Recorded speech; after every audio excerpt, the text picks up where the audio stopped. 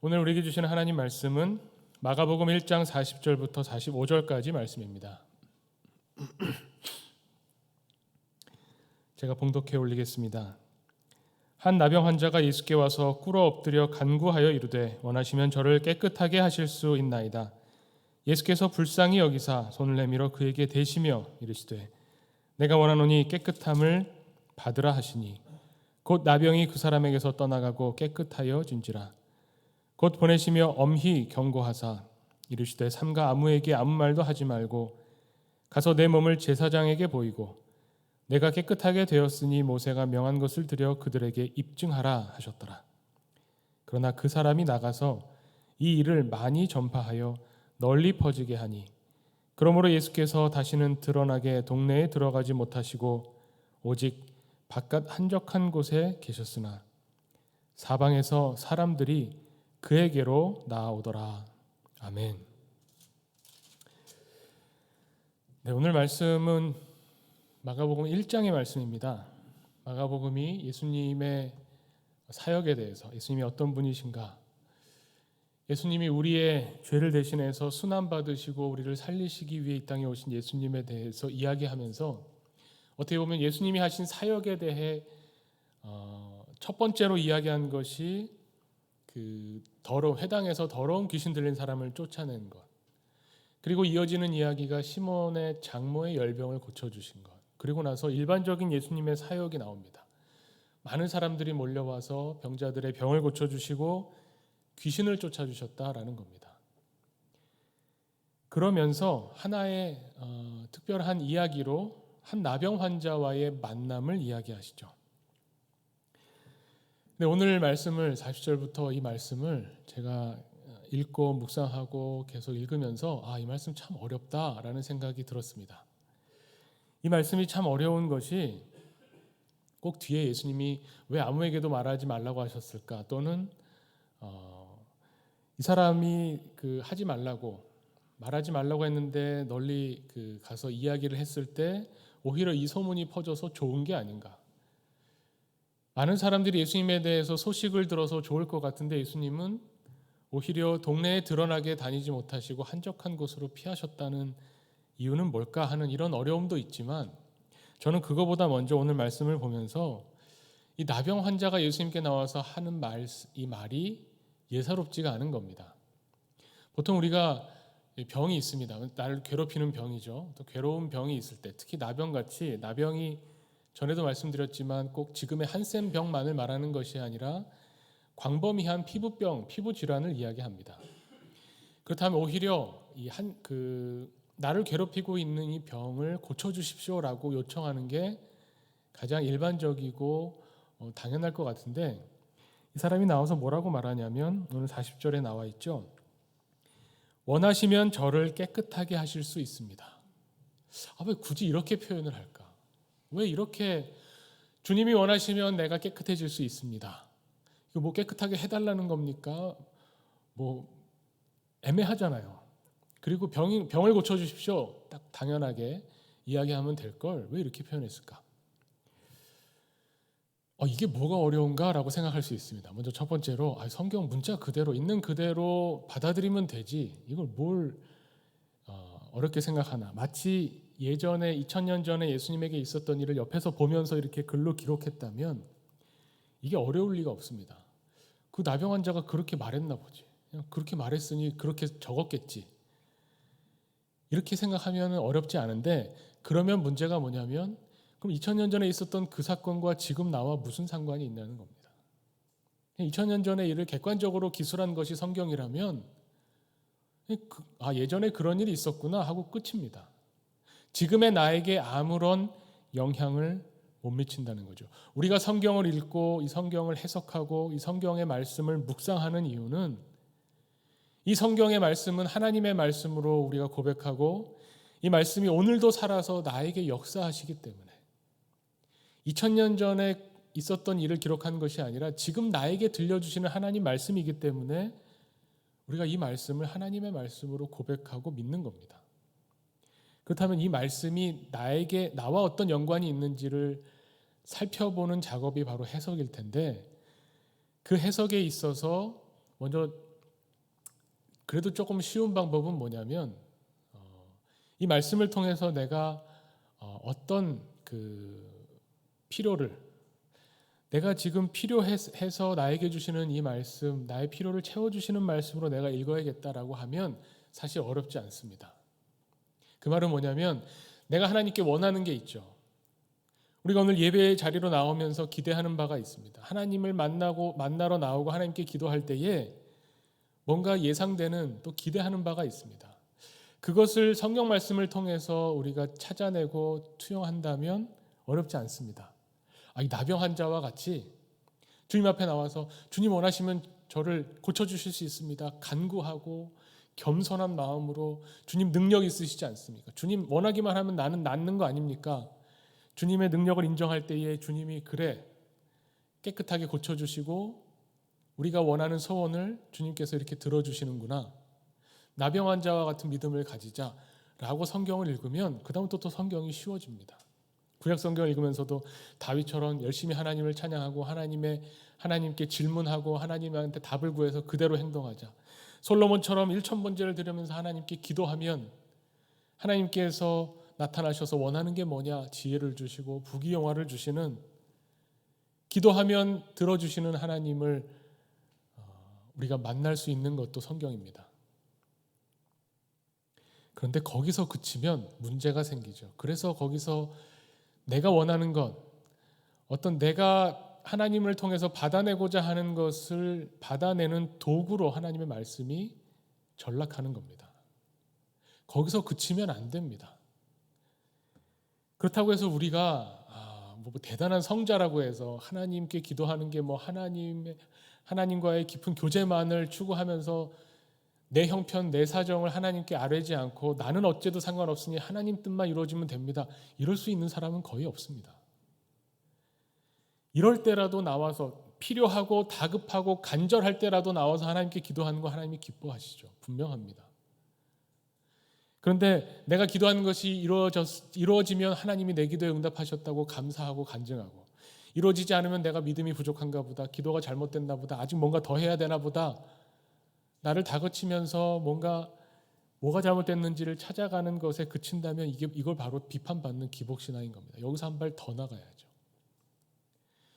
다급할 때 기도하는 것은 맞지만 그냥 그 다급함에 기도해서 얻어내는 것으로 그치지 않고 거기서 더 고민하고 더 깊은 기도로 들어가도 결국 우리는 일상생활을 하다 보면 급할 때 하나님을 찾게 돼 있습니다.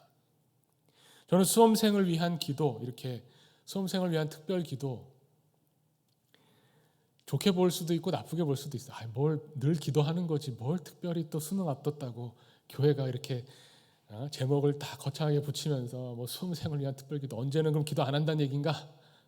이런 게 아니라 우리가 하나님 앞에 나오게 되는 것은 이기적이고 나약한 우리로서는 이렇게 간절하고 급할 때라도 하나님을 찾는 겁니다. 하나님이 그런 우리의 모습을 모르시지 않습니다. 평소에는 기도도 안 하다가 이럴 때만 기도하니 내가 하나님 앞에서 염치 없다. 이 기도 안 해. 그거를 더 기뻐하시겠습니까? 그렇지 않죠. 그런데 하나님 앞에 나와서 기도하면서 제가 여러 번 그래서 기복신앙을 뛰어넘을 수 있는 방법이 뭘까 생각하면 성경 말씀을 읽을 때 성경이 말해주고 있는 하나님이 어떤 분인가를 찾는 것에 집중하려는 겁니다. 제 설교가 대부분이 굳이 카테고리를 나눈다면 강해 설교입니다. 그 말은 뭐냐면 성경이 말해주고 있는 성경이 들려주는 메시지가 뭔가를 찾으려고 애를 쓰다 보니 강해 설교가 꼭 주제 설교보다 좋다는 말씀을 드리는 게 아닙니다. 놓치는 부분이 자꾸 생긴다는 것을 제가 느끼는 겁니다. 기도하면 기도할수록 하나님의 뜻을 찾는 것 좋죠. 그리고 처음에는 내 소원을 가지고 기도하지만 점점점 기도하다 보면 내가 내 원대로 마옵시고 하나님의 원대로 하옵소서라는 기도로 나가는 게 바람직하죠. 예수님이 겟세마네의 기도에서 그런 모범을 보여주셨습니다. 그래서 하나님의 뜻을 찾고 성경 말씀을 통해서 오직 하나님이 우리에게 주시고자 하는 게 무엇인가에 집중하다 보면 뭘 놓치냐면 원칙적인 성경이 말하는 보편적인 하나님의 백성이 이런 모습이어야 한다는 것을 가르쳐주는 보편적이고 일반적인 하나님의 뜻은 찾을 수 있는데, 그런 문제는 지금 나의 상황, 내가 겪고 있는 이 특수한 나만의 상황과 나의 괴로움은 하나님은 여기에 대해서 관심이 없으신 게 아닌가라는 생각이 든다는 겁니다. 제가 성경을 읽으면 읽을수록 내가 기도하는 게 참 하찮구나라는 생각이 들면서 결정적으로 성경만 놓고 계속 파고들면 결론적으로 어떤 말씀이 자꾸 떠오르냐면 이사야서의 말씀이 떠오릅니다. 내 생각은 너희의 생각과 다르다. 나의 길은 너희의 길과 다르다. 그렇습니다. 제가 지금 관심 가지면서 막 죽을 둥 살 둥 괴로워하는 이 문제가 하나님이 보시기에는 별 문제가 아니겠죠. 하나님이 궁극적으로 우리에게 주시고자 하는 생명의 문제와 얼마나 큰 비중을 차지할까 이런 생각이 들면서 저의 걱정거리나 저의 근심은 점점점 작아지고 하나님이 원하시는 뜻이 커지는 것까지는 좋은데, 그러다 보니 내가 소원하는 것, 내가 바라고 구하는 것은 점점 중요하지 않고 그냥 하나님이 원하시는 것만 자꾸 구해야 되나? 이기적이고 나약한 인간으로서 그것만 가지고 기도하려니 기도가 재미가 없어집니다. 솔직히 말씀드리는 겁니다. 신앙생활에 하나님 뜻만 막 자꾸 구하고 이 세상을 성자처럼 살아야만 되는 게 마땅하지라고 계속 생각만 한다면 신앙생활이 저는 별로 재밌는 것 같지 않습니다. 이런 고민, 결국은 내가 다급해서 내가 필요해서 하나님 앞에 나와서 기도하는 건데, 그게 전부는 아니라 그래도 하나님의 뜻이 무엇인지 찾아야지, 하나님이 원하시는 게 무엇인지, 나보다 더 나를 잘 아시니 나에게 좋은 것이 무엇인지 하나님이 아시니 하나님이 원하시는 걸 나도 구해야 되겠다 기도하지만, 때때로 진짜 힘들고 어렵고 절박하고 간절할 때는 하나님은 정말 내가 이렇게 괴로워하는 것을 알고 계신가? 이 우주를 창조하시고 이 우주가 돌아가고 이 어마어마하게 많은 사람들이 있고 그 안에 그리스도인들도 많을 텐데, 내가 붙잡고 있는 이 조그만해 보인 먼지 같은 이 괴로움을 하나님이 신경이나 쓰시나, 이런 생각이 들 때가 있다는 겁니다. 그래서 오늘 저는 이 나병 환자가 예수님께 나와서 요청하는 이 요청이 예사롭지 않은 겁니다. 이 사람이 요청하는 걸 가만히 들여다보면요, 이 사람의 처지와 같이 비추어서 생각해 보면 이 사람은 지금 율법을 어기고 있습니다. 율법적으로 말하면 나병 환자는 정상적인 사람, 정결한 사람 앞에 나오면 안 됩니다. 말을 섞어도 안 되고요. 만지는 건 더더욱 안 됩니다. 그래서 동네 밖에 쫓겨나서 동네 바깥에 사람 없는 한적한 곳에 거하면서 정결해질 때까지, 병이 나을 때까지 기다려야 됩니다. 그리고 병이 나았다는 것을 제사장에게 가서 확인받아야 다시 원래의 공동체와 가족들에게 돌아갈 수 있습니다. 근데 지금도 마찬가지지만요, 사람이 혼자 살 수 없죠. 공동체에서 소외된다는 것, 배제시킨다는 것, 너 병날 때까지 오지 마라 라고 하는 것, 어떻게 보면 사회적인 정말 살인이라고까지 볼 수 있는 겁니다. 왕따 문제가 왜 그렇게 심각합니까? 사람이 밥만 먹고 살 수 있는 게 아니거든요. 공동체 안에서 사람이 서로 교제를 나누고 대화하고 얼굴을 마주대하면서 살아가도록 지음받았기 때문에 어떤 그 그룹 안에서 왕따를 당한다는 것은 사회적 살인과 마찬가지인 겁니다. 이 사람의 특수한 상황은 지금 하나님께서 율법을 주신 것은 우리가 분명히 압니다. 바리새인들이 율법을 어떻게 오용하고 나쁘게 썼던 상관없이 하나님이 율법을 주셨을 때는 생명을 살리고자 주신 것이고 하나님의 뜻이 여기 있다는 것을 알려주시기 위해 주셨습니다. 그런데 이 사람은 지금 그 율법을 깨고 나와서 예수님 앞에 간구하는 겁니다. 예수님, 당신이 병든 사람 고치고 더러운 귀신 쫓아내는 능력자인 거 제가 인정합니다. 하나님 모든 것을 하실 수 있는 전지전능하시고 무소불위하신 하나님인 것 제가 고백합니다. 그런데 그런 능력 있으신 주님이 내가 지금 가지고 있는 이 절박함 끝까지 간 겁니다. 예수님 앞에 나타나는 건 예수님만 계시지 않잖아요. 제자들도 있고 그 동네 사람들이 있는데 거기에 나타나서 고쳐달라고 예수님 앞에 엎드렸다고 하는 것은 정말 죽기 살기인 겁니다. 갈 때까지 간 겁니다. 나의 이 절박함을 주님, 내가 이 낫기 원하는 나의 이 절박함을 주님도 알고 계십니까? 주님도 원하시는 거 맞습니까? 이런 질문을 던지는 거죠. 그 부분에서 저도 이 나병 환자의 질문이 참 공감이 갑니다. 우리의 깊은 고민을 제가 이 수험생을 위한 기도를 준비하면서 당연히 제가 시험 볼 때 생각이 나죠. 그때 대학을 들어가냐 못 들어가냐는 인생의 전부였습니다. 얼마나 살지 모르지만 요즘 80 살고 90 살지만 90 된 사람이 볼 때 10대 때의 대학 입학은 큰일이 아닐 수 있지만 당사자에게는 이건 정말 죽고 사는 문제입니다. 인생의 전부인 문제입니다. 그 입장에서 생각해 본다면 이 수험생을 위한 기도, 우리가 절박한 내가 수험생이 아니어서 안 되겠다 싶으면 지금 나에게 절박한 그 기도를 가지고 주님 앞에 나왔을 때에 주님이 오케이 하면 해결된다는 거 아는데 주님 정말 내가 이렇게 힘들어하고 괴로워하는 걸 주님이 아십니까? 내가 이 문제 해결받기 원하는 그 원하는 마음을 주님도 원하십니까?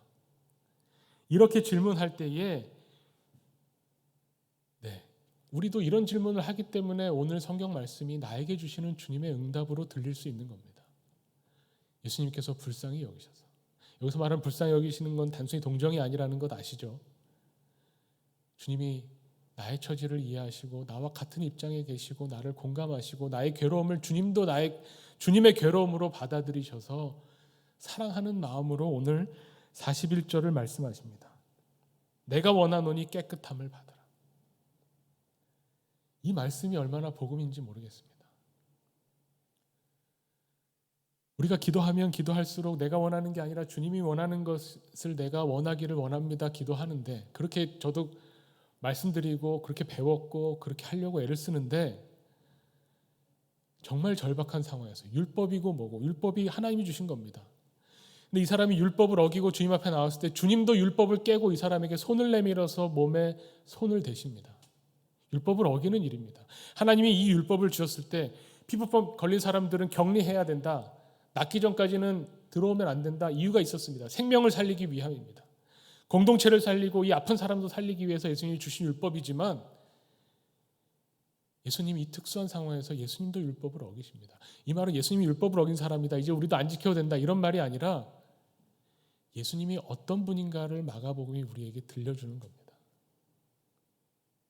하나님의 뜻이 있습니다. 우리는 그 뜻을 찾고 구해야 됩니다. 하나님이 원하시는 사람으로 살아야 될 의무가 있고 하나님이 우리를 그렇게 창조하셨습니다. 그걸 다 알고 있지만 정말 우리의 눈물과 우리의 괴로움과 우리가 당장 눈앞에 닥쳐있는 이 어려움 때문에 신음하는 우리를 향해서 주님이 다가오시고 내가 소원하는 그 원함을 주님도 원하고 계시다는 것을 우리에게 들려주는 겁니다. 우리가 믿는 하나님은, 우리가 관계를 맺고 싶고 우리가 사랑한다고 고백하는 주님은 그냥 우주의 보편적인 원리로 진리로 작동하시는 분이 아니라 나와 함께 하시는 분이라는 겁니다. 내 이야기에 귀 기울여 주시고 내 신음에 귀 기울여 주시며 내가 원하는 그것을 주님도 원하시는 주님이라는 것을 우리가 오늘 말씀을 통해서 다시 보게 됩니다. 그런데 여기서 이제 결국은 우리가 간절히 원하는 걸 주님 앞에 내어놓고 구하는 것, 이 과정을, 하나님의 뜻이 무엇인가를 다 이 과정을 거치고 이 고민을 거쳐서 구할 때 기복신앙에서 조금 벗어나죠. 그런데 그것으로 이 이야기가 그치는 것이 아니라 여기서 하나가 더 붙습니다. 좋습니다. 우리의 특수한 사정, 너무나 절박하기 때문에 주님 앞에 이런 거 저런 거 다 보지 않고 주님 앞에 매달려서 붙잡고 간구해서 결국은 주님이 네가 원하는 거 나도 원한다 들어주셨습니다. 나병에서 깨끗해졌습니다. 그리고 난 이후가 어떻게 되느냐 이겁니다. 주일에도 말씀드렸지만 기적 그 자체가 목적이 아닙니다. 하나님이 우리에게 기적을 일으키시기 위해서 우리에게 오시는 게 아닙니다. 하나님이 우리에게 주시고자 하는 것은 아까도 말씀드렸지만 궁극적인 생명이죠. 이 특수한 상황, 이 나에게 절박한 이 상황에서 나를 구해주시면서 결국 나를 이끌어 가시고자 하는 그 길이 어딘가를 예수님은 다시 한번 확인해 주십니다. 그것이 뭐냐면 오늘 이 사람에게 하신 경고죠. 요청이 아닙니다. 너 이렇게 했으면 좋겠다. 너 이제 깨끗함을 얻었으니 네가 원하는 걸 나도 원해서 내 능력을 발휘해서 너를 깨끗하게 해줬으니 이제 이렇게 하면 좋겠다가 아니라 경고하시는 겁니다. 엄히 경고하시는 겁니다. 앞으로는 어떻게 해야 궁극적으로 베풀어 주시고자 하는 하나님의 생명으로 나아가는지를 알려주시는 겁니다. 이것이 기복신앙을 완전히 벗어나서 주님과의 특별한 관계 속에서 1대1의 인격적인 관계 속에서 공동체로 나아가고 나만의 하나님이 아니라 하나님이 원하시는 것을 내가 나의 삶 속에서 드러내면서 세상에 하나님이 이런 분이라고 증언하는 제자로 살아가게 되는 그 길을 주님이 엄히 경고하면서 알려주시는데 이 사람이 이걸 못 지킵니다. 안 지킵니다. 두 가지 말씀하셨죠. 아무에게도 이 일에 대해서 아무 말 하지 말아라. 이게 한 가지 있고 또 하나는 제사장에게 가서 몸을 보이고 율법에 적힌 대로 하라는 대로 해라 이겁니다. 너무나 절박하고 특수한 상황에서 율법을 깨고 예수님도 그 율법을 깨트리시고 이 사람에게 손을 대서 어떻게 보면 부정함이 옮겨오는 예수님도 부정해지는 이 일에 기꺼이 뛰어드시면서 예수님은 선택하셨습니다. 예수님이 우리 기도를 들어주시는 것은 들어주실 수도 있고 안 들어주실 수도 있어요. 내가 기도하면 예수님 무조건 들어주셔야 돼. 예수님 내 기도 안 들어주시면 제가 그것까지 얘기 안 하죠. 가만 안 둬. 이렇게 이런 관계 아니잖아요. 예수님이 우리의 기도를 들어주시기로 선택하시고 그 선택은 어떻게 보면 율법을 넘어서는 율법보다 우리를 더 사랑하시는 예수님을 드러내시면서 율법적으로는 부정해지신 예수님으로 나타났는데 여기에 대해서 예수님이 아무에게도 말하지 말아라.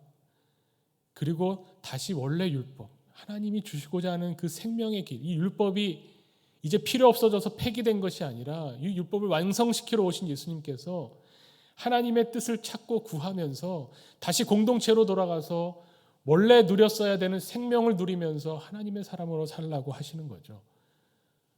근데 제사장에게 갔는지는 나오지도 않고요. 하지 말라고 말한 건 굳이 가서 외치면서 말합니다. 무슨 말을 했겠습니까? 내 병이 나았다. 예수님의 사랑에 집중해야 되는 때에 예수님이 내 기도를 내 소원을 알아주셨구나. 내 기도를 들어주셨다. 그거보다도 예수님도 내 소원을 내가 원하는 바를 원하시는구나. 내 마음을 예수님의 마음이 움직이셔서 나에게 부딪혀 오셨구나. 예수님은 여기에 집중하기를 원하셨는데 결국 사람 앞에 보여줄 것은 뭐냐면 내가 깨끗해졌다. 내 병이 나았다. 기도했더니 합격했다. 그것만 남으면 안 된다는 겁니다. 오히려 거기에는 입 다물어도 됩니다.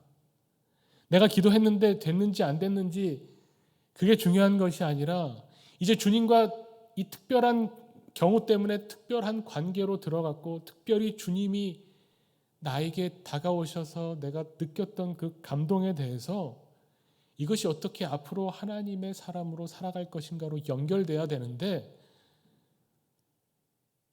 결국은 결과만 드러나는 겁니다. 병에서 나았다. 기도했더니 이루어졌다.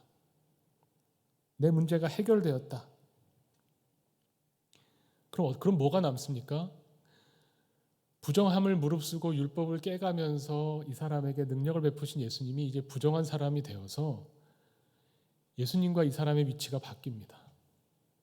이 사람이 있던 마을 밖에 한적한 곳으로 예수님은 쫓겨나가실 수밖에 없게 됩니다. 그것이 결과로 나타나는 거예요. 기적에 매몰되고 우리가 원하는 기복신앙에서 멈춰버리면 나타나게 되는 결과는 주님이 내 삶의 중심에서 쫓겨난다는 거죠. 한적한 곳으로 저 구석으로 밀려나게 되는 겁니다. 그런데 이 이야기가 열려있는 결말인 것은 그런데 한 번 더 반전이 있어요. 그러나가 또 나오죠. 맨 마지막 말씀에 보면 45절 말씀에 이렇게 합니다. 그러므로 이 일의 모든 이 사람이 예수님 말씀을 듣지 않고 예수님이 하라는 것을 선택하지 않고 자기가 원하는 것을 결국 했을 때 그 결과가 그러므로 예수께서 다시는 드러나게 동네에 들어가지 못하시고 오직 바깥 한적한 곳에 계셨습니다. 그러나 한 번 더 반전이 있고 열린 결말로 끝납니다. 그러나 사방에서 사람들이 그에게로 나오더라. 저는 결국 그래도 하나님은 하나님의 일을 하시고 주님은 주님의 일을 하시는데 이것이 계속 반복되지 않았으면 좋겠습니다. 이 나병 환자가 주님의 경고를 엄중히 듣고 주님의 경고에 귀 기울여서 이 기도한 결과가 아니라 기도의 과정과 주님 앞에 나와서 주님과 소통하며 교제했던 마음이 주님과 통했던 그때를 기억하면서 앞으로 자신의 행동과 삶을 제대로 선택했다면 주님이 원하시는 주님이 말씀하시는 주님의 뜻을 선택했다면 이 굴레에서 벗어날 수 있을 겁니다. 그렇지 않다면 계속 여기서 도는 거죠. 다시 주님은 밀려나가고 다시 나에게 절박한 일이 닥치면 또 주님 앞에 가서 살려달라고 하고 주님이 살려주시면 또다시 이 살려주신 결과만 가지고 떠들면서 예수님은 다시 주변으로 밀려나고 그러면 우리 신앙의 성장이 없는 겁니다. 우리 신앙에 성숙되지 못하는 겁니다. 저는 우리 자녀들이 우리 수험생들이 이 힘든 고비를 맞아서 주님 앞에 나와서 주님께 매달렸으면 좋겠습니다. 주님 살려주십시오. 이 수험생들만이 아니라 우리도 마찬가지입니다. 저도 마찬가지입니다. 주님 정말 이번 한 번만 살려주십시오. 다른 거 모르겠습니다. 제가 알고 있는 모두 성경 지식 그동안의 신앙의 경험 다 모르겠고 주님 정말 이거는 살려주셔야 됩니다. 제가 죽을 것 같습니다. 그럼 주님이 살려주시죠. 반드시 살려주십니다. 저는 그것을 믿고 고백하고 증언할 수 있습니다. 우리가 정말 주님 앞에 와서 살려달라는 우리의 기도를 한 번도 주님은 외면하시지 않습니다. 그런데 그 절박한 기도가 끝나고 나면 그 절박한 시기가 지나고 나면 그러면 우리가 해야 할 일은 주님의 음성을 듣는 겁니다. 내 생각과는 다른 이걸 나가서 전파해야 예수님이 더 유명해지지 않나? 더 많은 사람들이 예수님께 오지 않나?